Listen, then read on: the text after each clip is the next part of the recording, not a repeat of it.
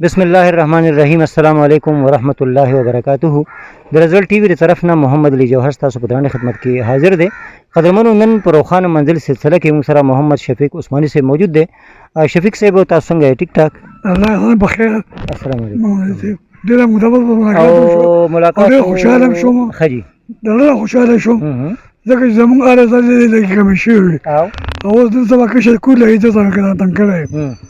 هغه وایي چې موږ دا ساره سره شروع کړو چې زموږ د علاقه زموږ کله زموږ ایریا دا په میډیا راشي او ترقي وکړي. عثمانی صاحب مومن خان مومن موږ سره موجود دی راغلی دی چې دی نو دی وی چې ملاو به شو سره ملاقات به وشي. عثمانی صاحب تاسو خبره وکړه چې دلته کې زه غواړم چې داسې د زلمو تنظیم یو ډېر باهمته زلمي دي نو څه مې اراده کړې داسې یو تنظیم زموږ شته سوشل ویلفیر سوسایټي چارباغ خو هغه لږ کارکردګي چې کوم دی ویک ته اوس نوې لګان دي هغې ته تنګ کړی یم هغوی څوک موږ له او دا زما خوشقسمتي وه چې اتفاقي تاسو ملاقات وشو او ډېر زیاته لګان دي او خپله ما ته کور کې دننه فورس هم ډېر دی نو زه غواړم چې دوی په کار خدای چې ټول ځلې خدمت وکړي تحصیل وکړي او که هغه نشي کولی کم از کم د خپل کلي وکړي نو که دې سلسله کې تا زما څه هیلپ وکړو زه به ستا ډېر شکرګزار یم. انشاءالله ډېره زیاته مننه شفیق عثماني صاحب. انشاءالله چې مونږ به کوشش کوو څنګه چې تاسو ووایئ چې تاسو سره یقینا چې هغه فورس تاسو سره شته طاقت تاسو سره شته زلمي شته دی انشاءالله چې دغه به یوځای کېږو به دې باندې باقاعده غونډه وپې کوو او دغه قسمه هلې ځلې به کوو. عثماني صاحب په اخره کې د دې زلمو په نوم باندې سپیشلي دا اوس چې کوم حالات دي که نه چې دې کې زلمو طالب علمانو له څه پکار دي ځکه چې لاکډاون او دا کرونا او دا مسلې دي طالبان جوهر صاحب مین خبره روانه زما استانه مطلب زما د مشرانو نه هغوی ورته موبایل ورکړی پلاره زوی نه خبر زوی د پلار نه خبر ورور د ورور نه خبر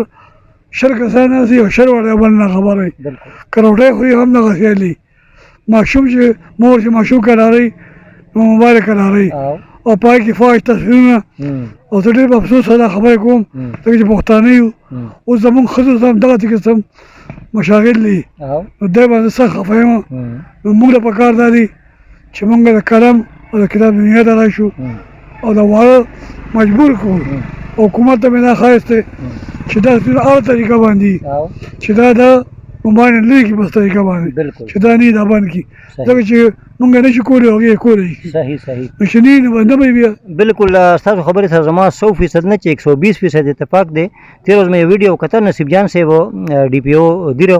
هغه ډېرې ښکلې خبرې وکړې هغه خبره هغه دا وکړه چې تاسو مهرباني وکړئ دا زما خواست دی چې د خپلو ماشومانو موبایل د سمارټ موبایل ته والئ او قرآن ته یې نږدې کړئ هله به زموږ مسلې حل کېږي. یقینا چې ستاسو را خبره ډېره قیمتي خبره ده. مومن خان صاحب تاسو پکې څه ویل غواړئ؟ بلکل جی بلکې په دوبۍ ګوره دوبۍ زمونږ نږدې یو ملک دی مسلمان ملک دی او تقریبا عیاش ملک دی خو هلته کې هم ګوګل او نیټ د ماشومانو لپاره بند دی